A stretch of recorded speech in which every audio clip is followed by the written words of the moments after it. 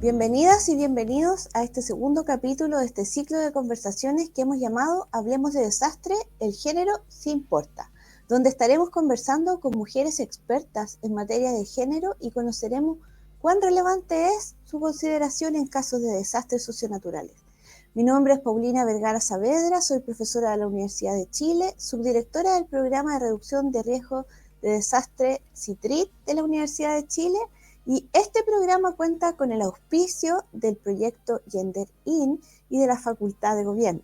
El proyecto Gender In es un proyecto internacional sobre género y gestión del riesgo de desastre para el análisis comparado y recomendaciones de intervención en caso de desastre de duración entre los años 2022 y 2026. Está compuesto por países como España, Chile, República Dominicana, Uruguay y está financiado por la Agencia Estatal de Investigación de España.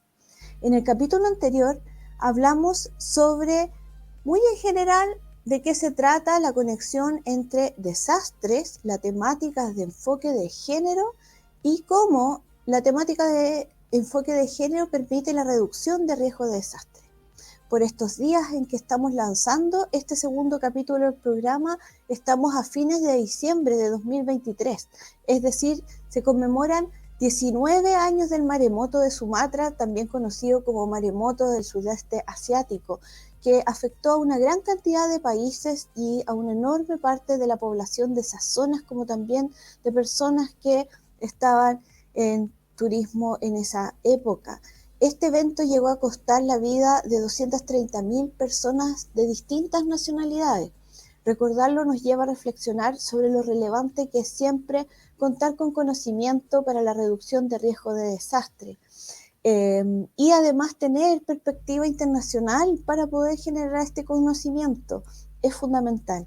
Hoy continuaremos justamente a darle dicha perspectiva internacional a esta conversación, pero esta vez en relación a otra parte del mundo. Hoy día nos acompaña la profesora Sandra Dema Moreno. Ella es profesora de la Universidad de Oviedo en España y es quien dirige el proyecto internacional Gender In.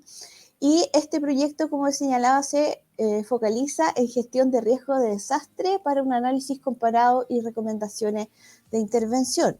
La profesora Sandra Dema Moreno es profesora titular en el Departamento de Sociología de la Universidad de Oviedo y es miembro del Instituto Universitario de Género y Diversidad de la misma universidad. Su trayectoria como investigadora es muy relevante para el ámbito de los estudios de género, pues ha llevado a cabo ámbitos tales como la sociología del género, las políticas públicas para la igualdad y el género y el desarrollo. Ha realizado distintas estancias de docencia e investigación en México, en Francia, en Ecuador. Además del proyecto Gender In, dirigió el proyecto Gender y dirige actualmente el grupo de investigación Génesis, Género, Economía, Salud y Sociedad, que agrupa a un grupo de 12 investigadoras de España y Latinoamérica que analizan las cuestiones de género desde el ámbito de las ciencias sociales. Ha participado en más de 20 proyectos de investigación, tanto nacionales como internacionales, y ha publicado más de 50 libros, capítulos de libros, artículos en revistas científicas y especializadas. Muy bienvenida, Sandra. Muchas gracias, Paulina. Un placer estar aquí hoy con vosotras. Muchas gracias por la invitación. Muchas gracias a ti, es un honor contar contigo. Sandra, este proyecto Gender In que nos auspicia hoy tiene sus antecedentes en el proyecto Gender sobre género y desastre. A partir del estudio de los terremotos de Haití que ocurrió en 2010, el terremoto y maremoto de Chile 2010 y el terremoto de Lorca que ocurrió en España el 2011, del que fuiste parte. ¿Podrías contarnos cómo se originó este proyecto Gender y por qué la comparación de estos terremotos? ¿Por qué analizar estos terremotos? Claro, encantada. Bueno, pues en realidad esta idea de analizar género y desastres nos vino dada del grupo de investigación que acabas de mencionar, del Génesis, ¿no? Una de las líneas de investigación de Génesis es precisamente investigar desde el punto de vista del género cuestiones vinculadas a cooperación. Y en esos análisis nos dimos cuenta que la perspectiva de género ya se estaba incluyendo en muchos proyectos. Sin embargo, teníamos la intuición de que en las cuestiones de desarrollo y en las cuestiones de emergencia, de ayuda humanitaria, esa incorporación de la perspectiva de género no era tan clara y por eso quisimos enfocarnos ahí, ¿no?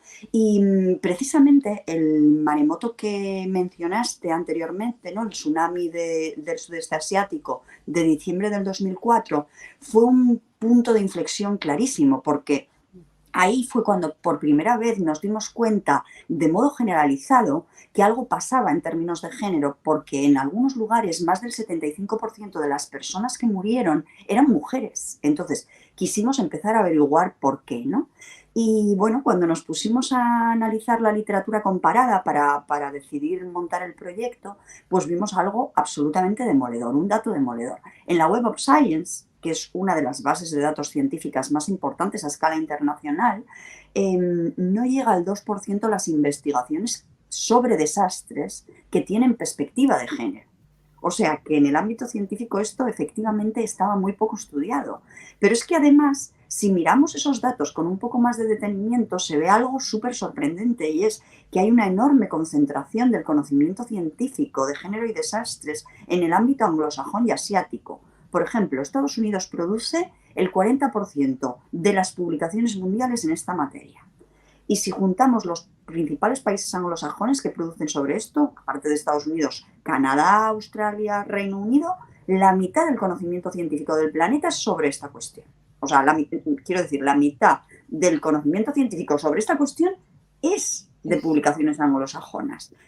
Y el 20% restante de países asiáticos, fundamentalmente China e India, claro, lógicamente son países muy poblados, pero también Japón y Bangladesh, ¿no? Entonces eso nos deja al resto del planeta casi un desconocimiento, es decir, el resto de publicaciones, que serían el 30%, son las que representan al conjunto del planeta. Si cogemos nuestros territorios, es decir, el caso latinoamericano-caribeño y España-Portugal, no llegamos al 7% de producción científica.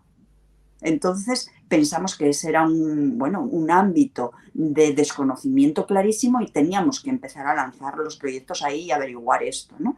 Y pensamos precisamente que teníamos que hacerlo así, de modo comparado, internacional comparado, y centrándonos en estos territorios latinoamericano, caribeño, y incorporando también el caso español, bueno, con esta idea un poco de Iberoamérica, ¿no? Por decirlo de algún modo. ¿Por qué esos terremotos?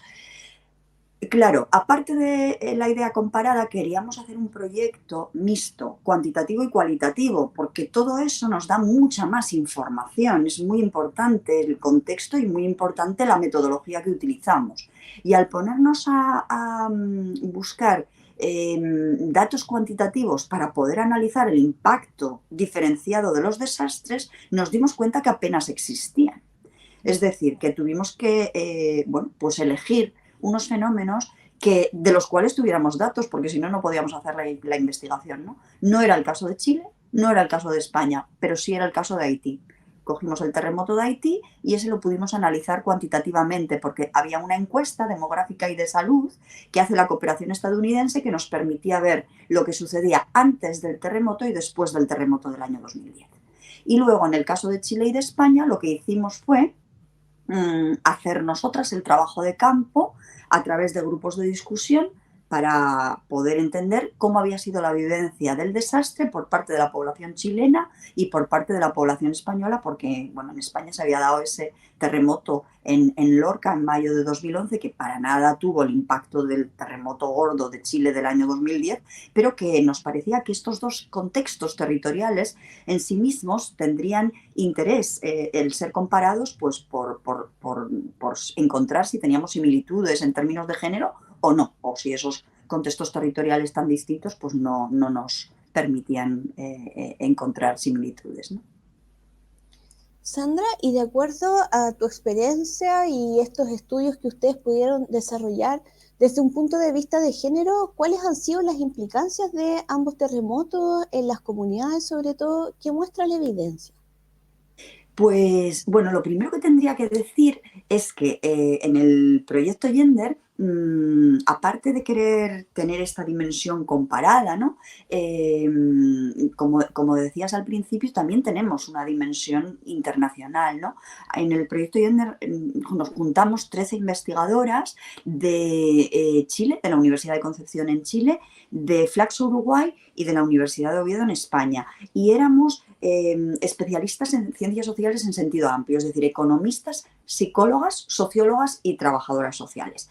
Al montar el proyecto así, el proyecto Gender nos ofreció cierta evidencia en esos ámbitos, ¿no? Ahora en el Genderín todavía reforzamos más la dimensión internacional y comparada, y os habéis incorporado a la gente de la Universidad de Chile del CITRIT, tenemos también a gente de República Dominicana, a compañeras de la Universidad de Valladolid y de La Laguna en el Estado español, y esto además en términos disciplinarios es todavía más interdisciplinar el equipo porque hemos incorporado también a geógrafas, antropólogas y politólogas, que nos da una dimensión todavía más completa de los estudios, ¿no?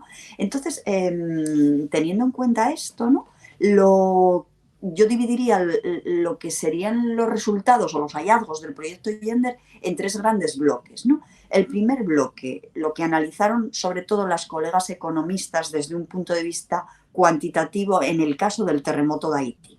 Pues lo que hemos visto ahí, yo creo que la gran evidencia es que el terremoto de Haití empobreció al conjunto de la población que lo sufrió, en las áreas donde más impactó, pero se empobrecieron en mayor medida los hogares encabezados por mujeres. Y como sabemos, en el mundo caribeño hay un porcentaje enorme de hogares encabezados por mujeres. Entonces, ese terremoto tuvo un impacto mayor en ese tipo de hogares, ¿no?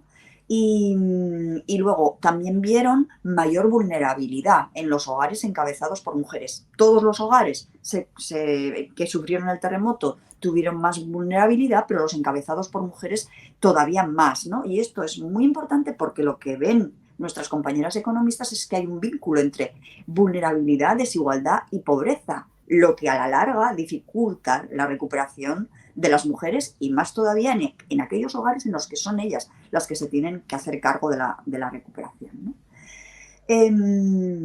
Decía antes que teníamos un grupo de compañeras psicólogas en el equipo. Estas, junto con las economistas, trataron de analizar el impacto de nuestros desastres, o de los desastres que estábamos analizando, en el ámbito de la salud física y mental, porque sabemos que los desastres impactan, ¿no? sobre la salud física y mental de las personas que lo sufren, de la población que lo sufre, ¿no?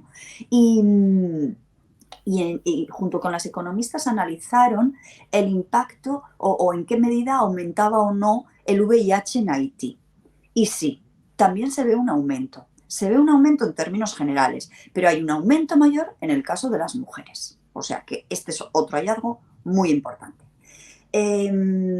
Luego también analizaron cómo afectaba, en este caso el terremoto de Lorca, el de Chile no lo hemos analizado en estos términos, pero cómo afectaba en cuanto a impacto emocional y cómo se gestionan las emociones por parte de hombres y mujeres.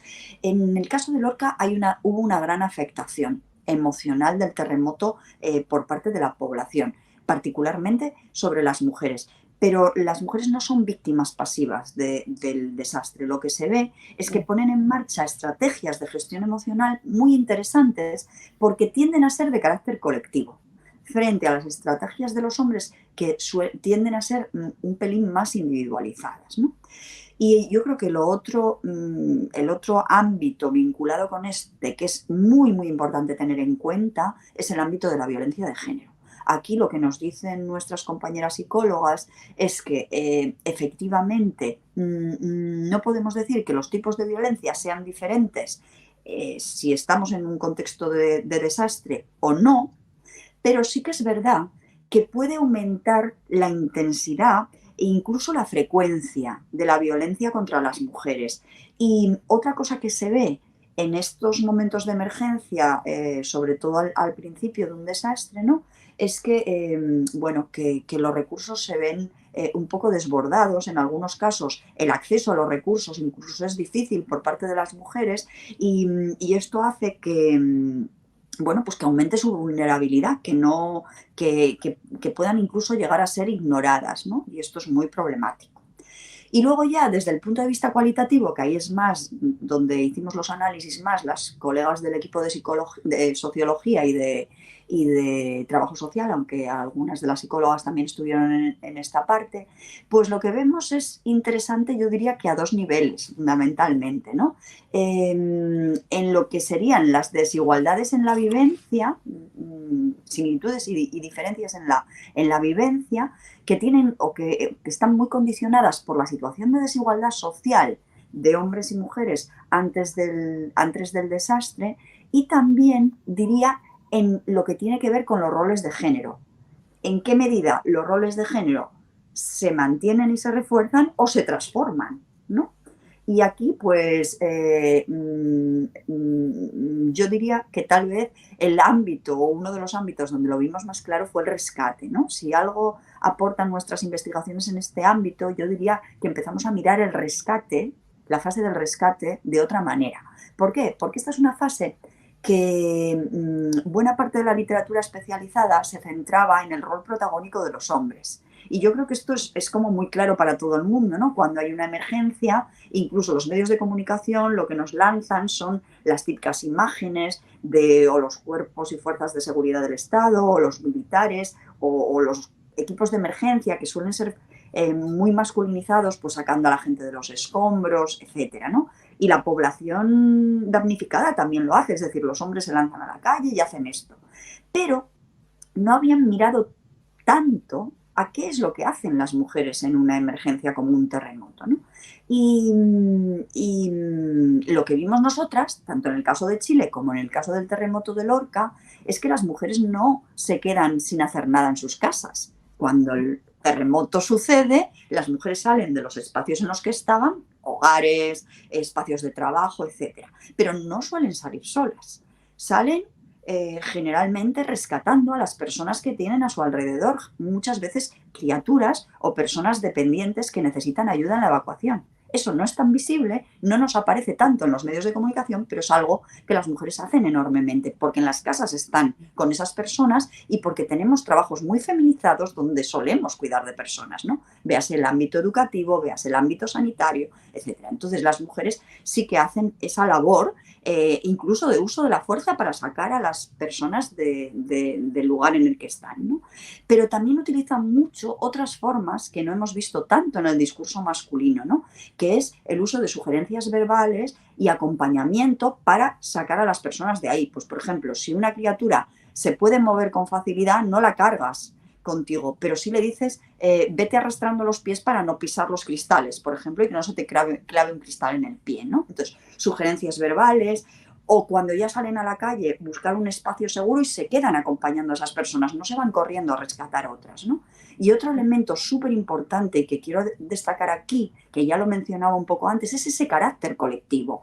Las mujeres tienen mucha red de barrio, de comunidad, entonces saben si el vecino del quinto necesita ayuda o no, si los del cuarto son migrantes o no y no van a entender, no tienen una idea de cómo sucede, qué hay que hacer en caso de terremoto, etcétera, ¿no? Entonces tienen esto en la cabeza e instan el rescate de esas personas, ¿no? Claro, todo esto a nosotras nos lleva a la idea de que hay que ampliar el concepto de rescate, que no vale con el mero concepto de rescate que tenemos que sale en los medios de comunicación, sino que hay que ampliarlo para incorporar estos elementos que nos dan más visibilidad a lo que hacen las mujeres durante una emergencia y que es muy importante para tenerlo en cuenta también en la gestión del riesgo, ¿no? Y bueno, esto del rescate. También analizamos el resto de fases y ahí hay otra cosa muy interesante también. Una vez que ya tenemos a todo el mundo rescatado, la siguiente fase es reorganizar la vida cotidiana, ¿no? Entonces, cómo haces eso? Pues ahí pesan también mucho los tradicionales roles de género, ¿no? La reorganización de la vida cotidiana es una cosa muy de mujeres. Sabemos cómo alimentar, sabemos cómo buscar agua, sabemos cómo cuidar la salud de las personas. Entonces, las mujeres cuando esto sucede, lo normal es que se organicen de forma colectiva para proporcionar este tipo de ayuda. Incluso el reparto de la ayuda de emergencia es algo que suelen hacer mucho en los alojamientos provisionales, ¿no? Y los hombres, sin embargo, ahí adoptan un papel un poco menos relevante. Sí que adoptan un papel muy relevante, por ejemplo, también muy vinculado con los roles de género, en la construcción de los alojamientos, tanto de emergencia como posteriores, ¿no? Pero ahí también hay algo interesante, y esto tiene mucho que ver con el caso chileno, que donde hicimos nosotras los grupos de discusión, fueron en dos localidades costeras, Dichato y Coliumo, ¿no?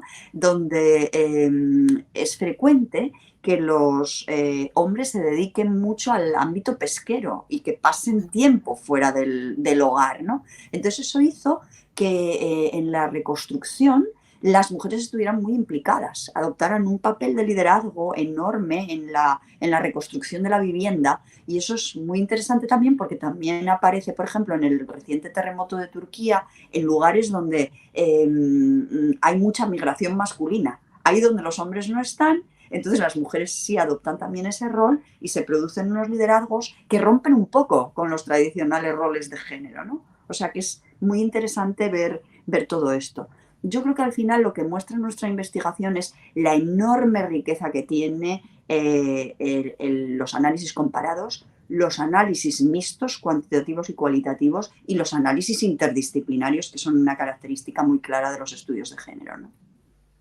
Claro, y finalmente muestran a las mujeres en roles que no son los Exacto. típicamente relevados en contextos de desastres, que es el rol de víctima, fundamentalmente. Exacto, exacto. Eso es muy importante, que no solo veamos la vulnerabilidad y la desigualdad, que tampoco la podemos negar porque está ahí, y un punto Claro. fundamental de los estudios de género es mostrarla, pero desde luego es fundamental también ver todos esos ámbitos en los que las mujeres ejercen un papel activo muy relevante para las comunidades, ¿no? Sí, totalmente. Muy interesante lo que nos plantea Sandra. Bueno, a quienes están recién integrando este video y a esta conversación, les recordamos que estamos viendo el programa Hablemos de Desastre, el género sí importa. Hoy conversando con la profesora Sandra Dema Moreno de la Universidad de Oviedo, de España, que además es la directora del proyecto internacional Genderin, que compara en temas de desastres y género a países como Uruguay, España, República Dominicana, Chile, y que además lideró también el proyecto Gender, del cual acabamos de conversar, y que nos muestra un poco el panorama internacional desde una perspectiva de género cuando se trata de temáticas de desastres socionaturales. Sandra, ¿cuál crees tú que son los elementos más importantes a considerar por parte de los estados de modo de reducir el riesgo de desastre y que esto no tenga efectos tan profundos y desiguales para las mujeres? Es una pregunta, bueno, de las largas para contestar. Si tuviéramos la varita mágica sería genial. Yo creo que en buena medida eso es lo que estamos intentando ahora averiguar con el nuevo proyecto Genderin, ¿no? A partir del gender, con esto que te acabo de mencionar, yo diría al menos cuatro grandes cosas, ¿no? La primera y fundamental. Bien, para actuar tenemos que conocer. Y para conocer, en términos de género, necesitamos datos desagregados. Entonces, Sí. para mí, un avance enorme en la investigación sería que pudiéramos contar con datos desagregados por sexo para poder saber el impacto de los diferentes desastres que vayamos a tener a partir de ahora. A mí me encantaría que las organizaciones internacionales y los estados se tomaran esto en serio y, o bien a través de registros o bien a través de encuestas, si no quedara más remedio, pudieran darnos un input a las investigadoras para poder ver estos impactos, porque si no funcionamos bueno, pues con análisis parciales, ¿no? Sería muy importante saber en términos de mortalidad qué pasa, en términos de violencia qué pasa, en términos de salud, de vivienda, de trabajo formal e informal, remunerado y no remunerado. Es que es clave tener esa información para poder intervenir, ¿no? Lo segundo, y de modo muy general, integrar la perspectiva de género en todas las fases de la gestión del riesgo de desastre, porque si no, no podemos avanzar en esa línea, ¿no? Y muy en línea de lo que acabamos de decir, favorecer la participación de las mujeres en todas las fases del desastre, que se garantice su acceso a la información, que se garantice su acceso equitativo a la toma de decisiones, que podamos conocer sus necesidades, que podamos garantizar que tienen un acceso equilibrado a los recursos, que tienen el acceso a las ayudas que les faciliten su recuperación, ¿no? Que el desastre no profundice más las desigualdades de género ya existentes, sino que sea una oportunidad para construir un modelo social diferente y más igualitario en términos de género. Eso es lo que querríamos, ¿no?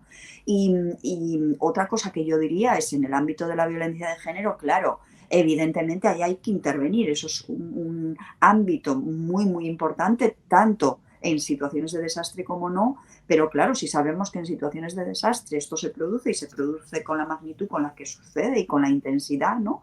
Pues necesitamos planes específicos de acción, necesitamos formar a todo el personal que atiende en esas circunstancias, pero necesitamos también que las mujeres desde el principio de la catástrofe tengan acceso a los espacios donde puedan denunciar e incluso se hagan labores preventivas teniendo ya en cuenta que eso puede suceder, ¿no? Claro, totalmente. ¿Y qué dirías tú, de qué manera se conecta el nuevo proyecto Genderín con los resultados obtenidos en el proyecto anterior, el proyecto Gender? ¿Qué cuestiones quedaron sin tratar para dar lugar al nuevo proyecto en el que nos encontramos trabajando, de hecho, juntas entre Universidad de Chile y las otras universidades Pues, amigas? bueno, la verdad es que tengo que decir que este proyecto Genderín ha sido un regalo, ¿no? Porque en el proceso del Gender pudimos entrar en contacto con algunas de las personas que os habéis ido incorporando, ¿no? En tu caso, en la Universidad de Chile, el caso de Xenia, en la Universidad de Concepción, el caso de Lourdes Meireles en Flaxo, República Dominicana, y las compañeras que se incorporaron en la Universidad de La Laguna, en la Universidad de Valladolid. Eso ha sido un verdadero regalo porque así lo que hemos podido hacer es darle una dimensión todavía más comparada al proyecto, ¿no? Que ahora sí, por ejemplo, desde el punto de vista cuantitativo, pues estamos trabajando en nuevas metodologías para poder comparar casos, ¿no? Y ya no solo coger el terremoto de Haití, sino Haití compararlo con Honduras, con República Dominicana, esos otros terremotos que se produjeron a principios del siglo XX que nos pueden dar pistas para entender lo que pasa ahí, ¿no? Pues, por ejemplo, se ven ya diferencias en el ámbito rural y urbano que a lo mejor es muy relevante tener en cuenta, ¿no? Ya veremos lo que nos dicen los análisis más adelante cuando acabemos el proyecto, pero yo creo que esto está muy bien, ¿no? Y luego también que hemos puesto el foco en la reducción del riesgo de desastres, justo en lo que estábamos hablando, ¿no? En esta dimensión aplicada. Y yo creo que eso es también muy importante porque en el proyecto anterior ya salían estas ideas que acabo de mencionar, pero en el nuevo lo que vamos a hacer es ya un análisis mucho más sistemático y comparado con todos estos países que se integran, ¿no? Entonces, yo creo que ahí uno de los resultados claves va a ser lo que podáis averiguar en términos de incorporación de la perspectiva de género en las políticas públicas de los países, con estos análisis documentales comparados que estáis empezando a hacer, en el caso de España y en el caso también de Chile, Uruguay y República Dominicana al menos, y no sé si vais a incorporar más países, pero luego también cómo eso se lleva a la práctica concreta, ¿no? Y en ese caso, pues hemos incorporado ahora el caso del volcán de La Palma, que sucedió en la isla de La Palma en España en 2021,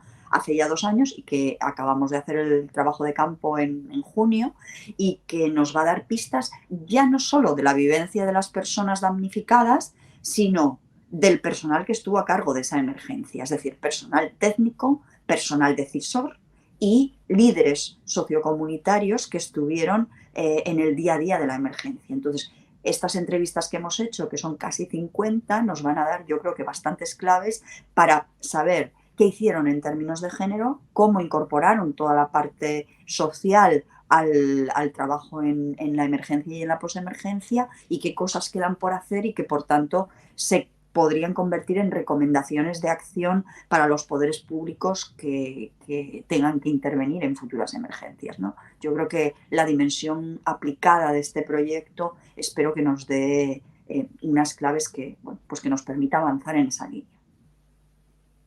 Claro, es muy interesante además lo que nos planteas como desafío, porque finalmente nos has ido mostrando a lo largo de esta conversación y también con los desafíos que quedan por delante en términos de investigación, es que a pesar de que pueden ser desastres socionaturales de origen distinto, volcánico, terremoto, tsunami, finalmente los resultados van mostrando que desde un punto de vista de género hay ciertas cosas que son muy características y que ocurren en distintos tipos de desastres socionaturales y distintos tipos de países, con culturas diferentes, economías diferentes. Entonces hay algo ahí que hay que mostrar y que, claro, como dice este programa, el género se importa al final cuando estamos hablando de desastres. Exacto, que subyace, ¿no? Hay algo que subyace y que probablemente tenga que ver, bueno, pues con que esto es una dimensión estructural que combinada con otras hace que no estemos en una misma posición de partida y que cuando ese fenómeno nos impacta, aunque sea como un terremoto, que puede que sea el menos social de los desastres, afecta en un territorio y en una sociedad dada y si hay desigualdades de género y de otro tipo, pues lógicamente puede suceder que esas desigualdades, o sea, que las personas no se recuperen de la misma manera ni con la misma velocidad, ¿no? Sí. Y al mismo tiempo mostrar que las mujeres no son solo víctimas y tienen mucho que aportar, como dijiste tú, a las distintas fases de prevención, de mitigación, los procesos de reconstrucción. El rol femenino es tremendamente importante para las comunidades, independientes del país y del desastre que estamos hablando. Y si me dejas añadir, yo diría también algo que no he mencionado demasiado porque era entrar en demasiado detalle, pero que sí que lo hemos tenido en cuenta a la hora de componer las muestras de personas a formar parte de los grupos, que son otras variables que interseccionan con el género, ¿no? Por ejemplo, la clase social es clarísima, no se recupera igual alguien de clase media que de clase alta que de clase baja, ¿no? Los recursos son esenciales. El tema étnico, evidentemente, también está afectando. La edad es súper relevante en los desastres y otras investigaciones han mostrado incluso otros elementos que pueden tener que ver ya con identidades de género diferenciadas, el tema LGTB, etcétera, ¿no? O sea que hay la discapacidad, hay toda una serie de variables que al final son el resultado de unos sistemas de opresión que nos afectan de modo conjunto, ¿no? y que son hiperrelevantes también en este fenómeno, aunque no lo parezca, ¿no? Porque yo creo que si a cualquiera que no esté en este ámbito le dices, que sobre todo nos pasaba, de hecho, antes de la pandemia, ¿no? Que estábamos analizando el género en los desastres, nos decían, pero ¿qué es? Que no impacta de manera igual. Cualquiera piensa que un volcán, un terremoto, un tsunami impacta igual. Bueno, pues no necesariamente, ¿no? Hay que ver qué es, dónde nos impacta igual y dónde no. Claro que nos impacta igual en muchas cosas porque al final somos individuos viviendo en un planeta, pero hay otras muchas cosas que vienen dadas por estos sistemas de desigualdad que actúan, ¿no? Y que importan. Sí, que se vuelven mucho más críticos en estos contextos de todas maneras. Sandra, te agradecemos muchísimo tu, ¿cómo decirlo? Para no decir solamente aporte, pero tu análisis profundo, porque además nos planteaste desafíos, pensar en futuro, no solamente las respuestas con las que ya contamos. Estamos llegando al final de este programa sobre género y desastre en esta conversación que hemos tenido el honor de contar con la profesora Sandra Dema, directora del proyecto de investigación Genderini y anteriormente del proyecto Gender, con mucha experiencia internacional para darnos estas perspectivas, ¿no? Muchas gracias, Sandra, de nuevo por acompañarnos hoy día. Gracias a todas y a todos por vernos a través del canal oficial de YouTube del programa de reducción de riesgo de desastres de la Universidad de Chile, CITRIT. Nos vemos en el próximo episodio. Vamos a hablar sobre liderazgo en contexto de desastre y vamos a seguir profundizando en esta perspectiva internacional que también ha desarrollado Sandra para nosotras. Muchísimas gracias. Muchísimas gracias a ti, a vosotras, por esta iniciativa, por ocuparos de los podcasts, porque yo creo que es algo muy, muy interesante para divulgar el conocimiento un poco fuera de lo que solemos hacer, que son esas publicaciones científicas que a veces no todo el mundo lee, ¿no? O sea, que enhorabuena, de verdad. Muchas gracias. Un placer. La democratización del conocimiento también es una lucha feminista. Muchas gracias. Gracias.